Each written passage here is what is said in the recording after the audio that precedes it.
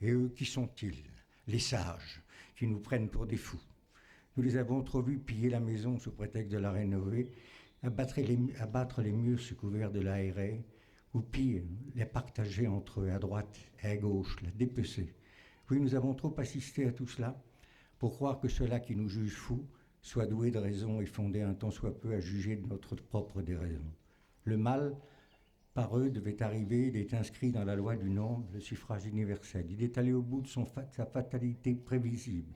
Et c'est donc il y a 20 ans. 50% des Français plus 1 règnent à tour de rôle et chaque fois s'en partage sur 50 Français moins 1. Les professionnels de la politique veulent nous persuader que nous sommes placés devant un choix de société, alors qu'il s'agit en fin de compte d'une répartition de fonds de commerce. Comme on le comprend, Alphonse Daudet, qui de 4 vers a amené les choses à leurs préoccupations de cuisine. Nous autres, les bombes provençaux, au suffrage universel, nous voterons pour l'huile et on fera l'aïeulie. Regardez mon prince. De la France de vos pères et de nôtres, ils ont fait peut-être sans malignité réelle, mais en tout cas avec profit de parts antagonistes, presque toujours égales et qui, à force d'être soigneusement entretenues, l'une et l'autre, en l'état, est devenue apparemment inconciliable, leur fournissent aux uns et aux autres une clientèle assez fidèle et à tour de rôle le moyen de se nourrir d'elle. On peut tout faire à la France, elle s'en remet toujours. Mais quand on est français, on n'a pas le droit de la couper en deux. On laisse là à l'ennemi comme en carence. On nous prétend rêveurs parce que nous regardons toujours dans la même direction et que nous ne sommes guère sensibles aux modes qui passent. Eh bien, rêvons. Rêvons ce qui aurait bien pu se produire avec un peu de chance et après tant de courage dépensé. L'histoire de France en serait encore tout illuminée. La scène, monseigneur, je l'ai peut-être vue et rêvée 100 fois. Écoutez, Jean Duroy, Charette, ayant longtemps chassé la perdrix en compagnie de Grégoire, arrive à Paris, la grande ville, avec ses gueux de l'Ouest et son drapeau fleur-d'Elysée. Il court au temple et s'en fait aussitôt ouvrir la porte, à double battant. Regardez-le, poussiéreux, crotté, le front bondé, le bras saignant, le Sacré-Cœur de Jésus cousu sur le sien, qui n'a jamais battu si fort. Il entre dans le cachot, et là, d'un seul genou, s'agenouille devant le dauphin captif. Pauvre petit capet. Crasseux, morveux, trébuchant sur ses jambes maigres, avili par le vin des geôliers et les obscénités des concierges, il regarde incrédule le grand brigand qui, sous l'agenouillement, a mis à hauteur de son visage, et qui, gorge nouée, ne parvient plus à y faire passer le seul mot qu'il est venu lui dire, « Sire ». C'est la voix authentique d'un peuple, car pour un peuple, pour un vrai monarchiste, le peuple, comme le roi, est de droit divin. Ils ont été consacrés ensemble un certain jour de juillet 1214 à Bouvines, face à un empereur, un roi et 2 comtes, ceux de Flandre et de Bourgogne.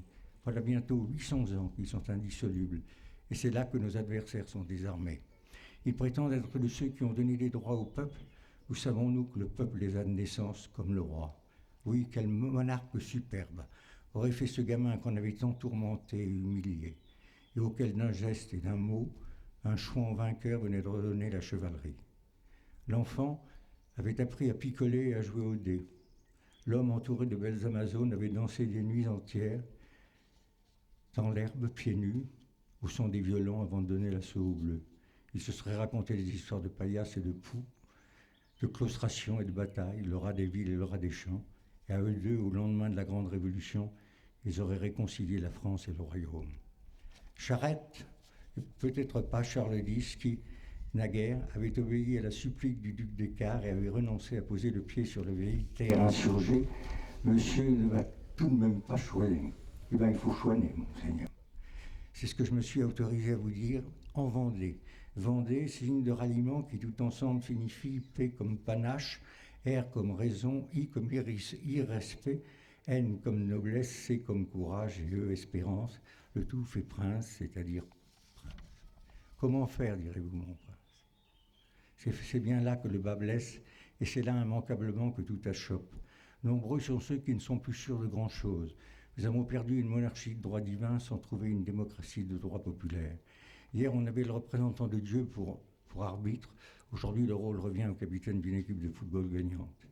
Comment sortir de ce dilemme? Je sais comment fonctionne le nœud coulant.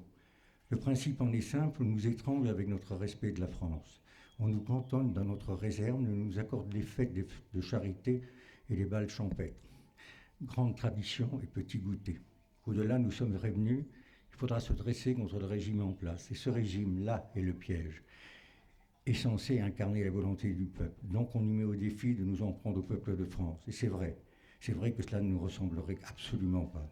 Nous n'allons pas tenter de faire, nous, aujourd'hui, ce que l'infortuné roi Louis XVI a refusé de faire justement aux Tuileries lorsqu'il a ordonné de cesser le feu.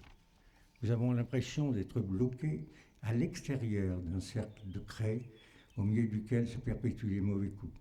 Souvent des rages nous viennent qui resteraient insensibles en voyant sous ses yeux sa mère humiliée et violentée. Les agresseurs ont eu l'adresse de bâillonner maman. Ils appellent ça le suffrage universel.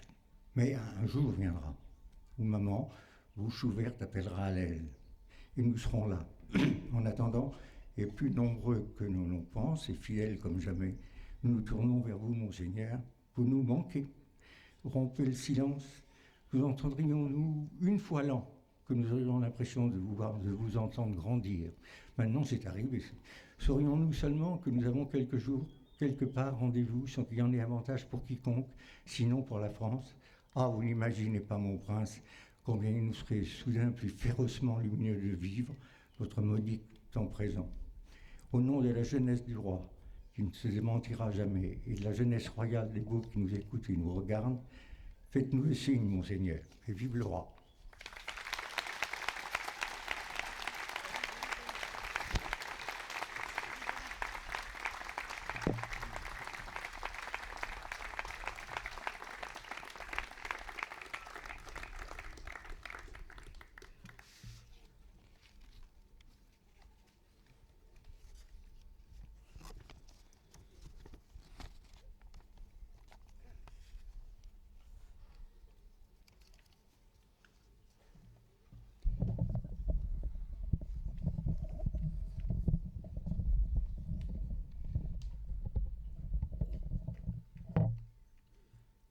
Cher Marcel Julien, chers amis, je crois que cela faisait un certain temps que nous attendions cette rencontre en ce lieu historique des Baux. Vous êtes venus fidèles à votre rassemblement annuel qui est pour vous un haut moment de foi et d'espérance. Et aujourd'hui, me voilà, nous voilà, mon frère et moi, mon frère avec sa femme, la duchesse d'Angoulême, avec Thérèse, leur petite fille. Nous voilà, princes français parmi vous et avec vous. Je vous salue tous. Je vous salue, vous, cher Marcel Julien, qui vous faites l'interprète de tous nos amis ici rassemblés et qui dites d'une manière si simple et si juste toutes nos raisons d'espérer. Je me souviens de tout ce que vous évoquez. Je salue, mesdames et messieurs les élus, qui honorent de leur présence cette réunion. Je salue tous les amis et les habitués des Baux-aux-Provence, les organisateurs de cette réunion, Gérard Paul et Jean-Louis Hubert, et tous ceux qui se dévouent depuis tant d'années avec eux pour la réussite de ces journées d'amitié provençale et française. Je salue aussi les orateurs, Jean-Marc Varro, Jacques Trémollet de Villers, Gérard Leclerc, Jean Sévilla. Je ne puis les citer tous, qui ont animé de leurs paroles vos assemblées. Oui, je vous remercie tous. Je vous remercie pour ce magnifique accueil en terre provençale, au cœur de cette Provence qui fut rattachée à la France, non pas comme une partie à un tout, mais comme un tout à un autre tout. Quand les rois de France, jusqu'à Louis XVI, s'adressaient au Parlement d'Aix, qui était cour souveraine, c'était dans les actes officiels, en tant que comte de Provence. Me voici aux Baux de Provence, lieux enchanteurs. La soirée d'hier, organisée par le maire et le conseil municipal des Baux, fut une féerie. Je remercie l'antique cité des Baux, qui sait renouveler la poésie du passé par tous les enchantements de la technique moderne. Je remercie aussi les gardiens qui nous ont accompagnés ce matin à la messe. Je remercie les maires d'Arles et de Mayenne de m'avoir accueilli hier chez eux, dans leurs cités historiques, pleines de mémoire, de vie, de poésie et de gloire provençale. Chers amis des Beaux, vous avez créé, pour me recevoir, une association dont le nom, pris d'un vers de Mistral, donne à cette cité des Beaux un rang prestigieux. Dibaus ferou ma capitale. Des Beaux, je ferai ma capitale. C'est vous, chers amis, qui en aviez fait une capitale de la fidélité. Avec des chants et de la joie, pendant des années, vous aviez fait des Beaux un rendez-vous connu, aimé, apprécié. Des Français s'y retrouvaient dans l'amour de leur pays, dans le souvenir vivant de leurs rois d'autrefois, ceux qui ont fait la France, et dans l'attachement à leurs princes d'aujourd'hui, descendants de la dynastie nationale. Ces Français venaient chaque année ici raviver la flamme de leur cœur et de leur intelligence. Princes de France, issus de cette dynastie nationale qui a fait la France, moi et mon frère, nous venons aujourd'hui à votre rendez-vous pour vivre avec vous cette journée d'intense communion. Et maintenant, il faut tourner hardiment nos regards vers l'avenir. Nous sommes entrés dans le 3e millénaire. Des perspectives s'ouvrent devant nous. Tout se renouvelle tous les jours, les sciences et les techniques, la culture, l'économie, la politique. Des forces neuves se dégagent. Il convient de concilier le nécessaire respect de notre patrimoine et de notre civilisation avec les impératifs d'une société moderne. Tout est à faire. Nos familles, nos entreprises, nos métiers, nos provinces ne demandent qu'à vivre et à prospérer. La Provence est une réalité forte et vivante, comme les autres régions de France. L'histoire peut se poursuivre. Il suffit de l'animer de quelques principes de vie. L'unité dans le respect de la diversité, la continuité avec une souple adaptation aux circonstances particulières. Vous savez, quand ces principes d'unité et de continuité, qui ne font qu'un, se trouve la source d'où découlent toutes les vraies libertés et où puisent toutes les autorités responsables. Ils sont la condition de toute œuvre bonne, belle et vraie. La France en a besoin pour poursuivre son chemin. Soyons fermes sur ces principes dont vous cultivez ici la sagesse. Vivons-en chez nous, dans nos familles, dans nos professions, dans nos villes, dans nos provinces, dans notre pays. Soyons-en les apôtres. La fermeté des principes doit s'allier à l'ouverture du cœur et de l'intelligence, à la compréhension des autres. Car la maison France est une maison chaleureuse, et l'on doit s'entendre les uns avec les autres. De quoi n'est-elle pas capable si elle sait unir ses forces et diffuser son rayonnement? La maison de France a joué et jouera son rôle dans la maison France. Nous sommes là. D'innombrables Français de toutes catégories sociales avaient tenu à avoir un lien avec mon grand-père, le comte de Paris. Revenu d'exil, il était là.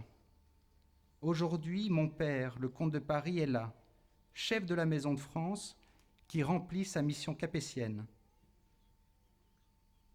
Nous sommes là, nous aussi, moi et mon frère, à notre place, à notre rang, dépositaires d'une tradition qui est la tradition séculaire de la France. Les princes de France incarnent naturellement des principes qui ont fait leur preuve dans le passé et qui pourront, demain, manifester leur vitalité. Chers amis, nous allons travailler ensemble. Cette perspective me réjouit. Il me plaît de reprendre aujourd'hui devant vous la phrase de mon grand-père héritier du comte de Chambord et descendant de Louis-Philippe. La légitimité du principe national et royal permet toutes les réconciliations, car la réconciliation des Français avec eux-mêmes, de la France avec elle-même, est une œuvre essentiellement capétienne. La dynastie nationale est là, aujourd'hui comme hier, elle se porte garant de cet engagement. Je vous le dis, cher ami, à cette réunion des beaux, symbole de fidélité et de vitalité. Lou sebrebeu sarie de prene lupais, sens feria, tout balamen per remunad. En instant nu lu rei que le vilo envahis, mai lum prin samurus que vai davans l'armad, susun shiva og marquant lupas, enserrant en son pung la roseau de la passe. L'idéal serait de conquérir le pays sans ferrailler, tout bellement par renommée, en étant non pas le roi qui envahit les villes, mais le prince amoureux qui va devant l'armée sur son cheval marquant le pas, en serrant à son poing la rose et la paix, la rose de la paix. Laissez-moi encore une fois vous remercier de votre accueil. Vive la Provence, vive la France.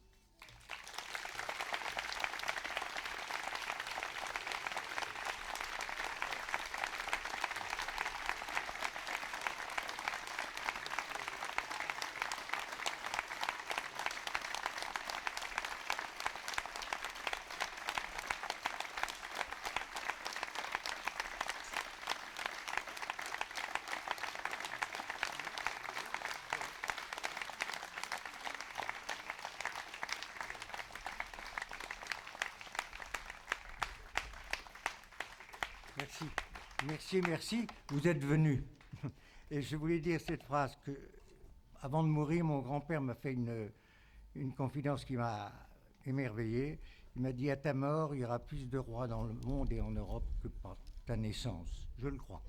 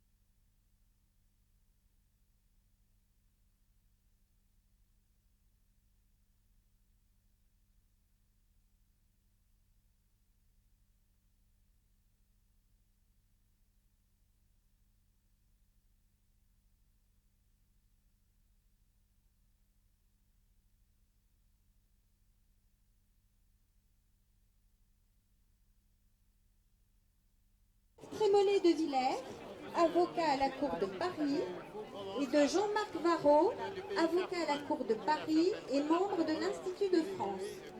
La conclusion de cette journée sera laissée au prince Eudes de France.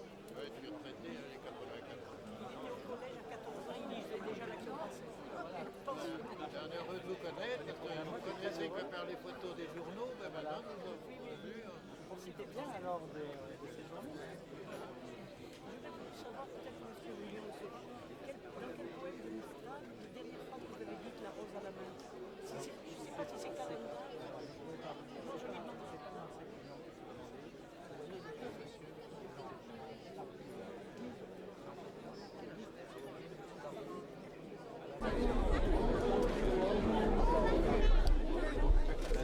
Comme ce qu'on a mangé le sauté d'agneau qu'on a mangé. Le sauté d'agneau, c'est comment?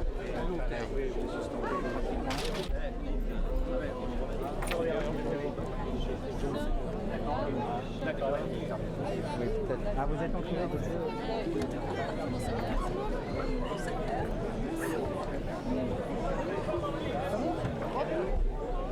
Ça va bien?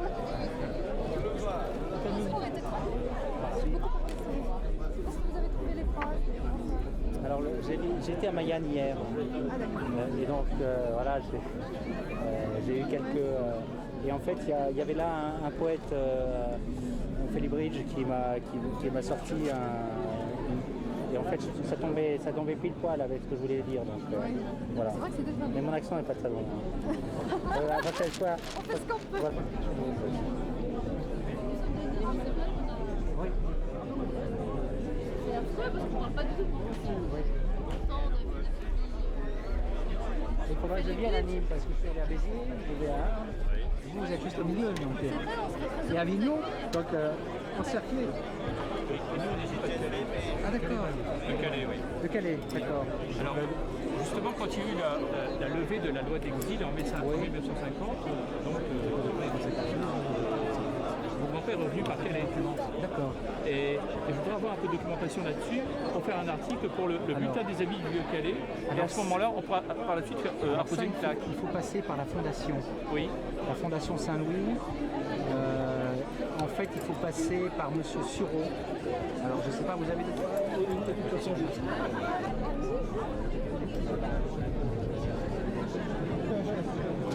un étage.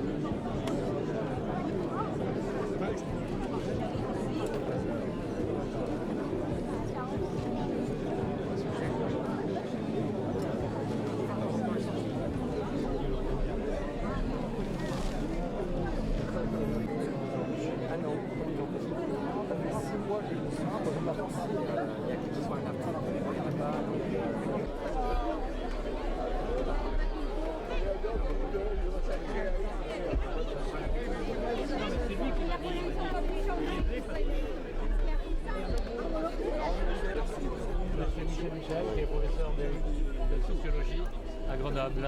Bien, oui, oui. Voilà, exactement.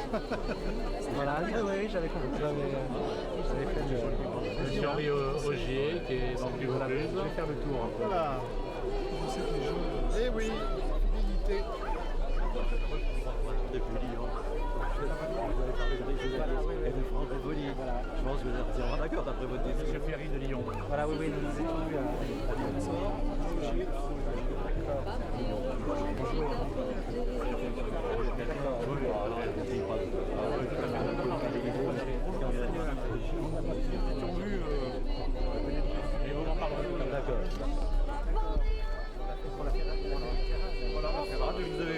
Vous avez annoncé que donc, mes fils seraient présents aujourd'hui à la fête des Beaux. Voilà donc c'est fête. Voilà, c'est son fête. Donc Jean est officier en Allemagne. C'est le groupe de chasseurs à Sarrebourg, près de la Sarrebourg. D'accord. Et lui qui Vous fait êtes le un chasseur, Grenoble. c'est bien. C'est-à-dire, j'ai fait mon service militaire à Arras, au 7e. Il a eu un article dans le Laurence que j'ai reçu maintenant. Donc en bleu. Oui. D'accord, ok. Dès que le prince s'assoit, Oui, il y a des attentes pour les... Donc si Mes chers amis, c'est pour moi une intense émotion, avec une intense émotion que je m'adresse avec vous, à vous aujourd'hui. Pardon, vous voyez, je bafouille. En entendant tout à l'heure Marcel Julien, je retrouvais précisément cette soirée. Et alors là, je vous rectifie la date, cher Marcel. Je peux vous certifier que cette soirée où le prince recevait pour présenter ses mémoires, c'était en 1979.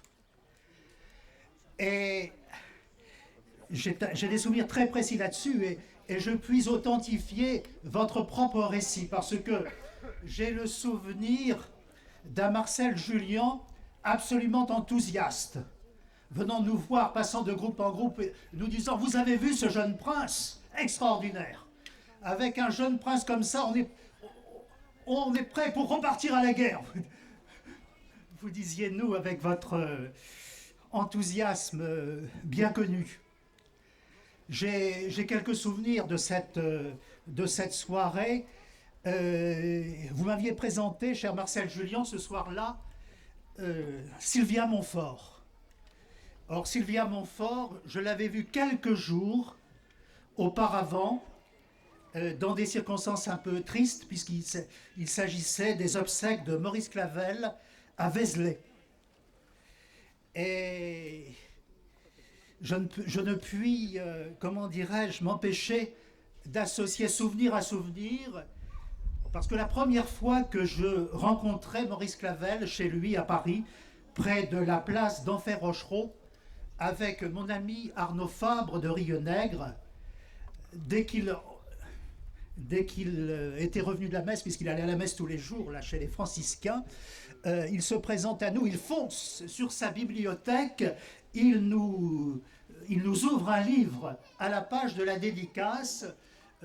Ce livre s'intitulait « La grande pitié du royaume ». Et il nous montre la dédicace de ce livre à Monseigneur le comte de Paris, cette page de notre histoire, de sa famille, et entre les deux la grâce. Et pour moi, je ne puis évidemment m'empêcher de penser à cette soirée, peu de temps après avoir accompagné le cher Maurice Clavel avec Pierre Boutan et un certain nombre d'autres amis, parce que c'était la continuité de la France. Comme disait Charles Péguy, il faut que France et chrétienté continuent. Et là, nous avions vraiment des symboles très très forts de ce qui nous fait vivre, de ce qui nous anime. C'est pourquoi, Monseigneur, en saluant votre présence aujourd'hui parmi nous, je ne puis m'empêcher de saluer le passé, et en saluant le passé, de saluer l'avenir qui repose dans votre famille et dans votre personne. Ici, j'ai un certain nombre de camarades, de vieux camarades que je retrouve avec joie. Certains, je ne les avais pas retrouvés depuis 20 ans ou 30 ans. Et les revoyant, je revois des tas de souvenirs extraordinaires, je dirais parfois des souvenirs épiques. Mais ils n'ont pas changé, comme moi je n'ai pas changé.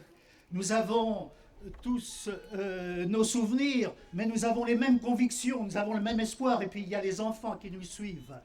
Il faut que France continue, eh bien, la France continue. Et Monseigneur, vous êtes pour nous le plus beau symbole de cette continuité de la France et de cette jeunesse éternelle de notre patrie. Je dirais, Monseigneur, merci d'exister, merci d'être parmi nous.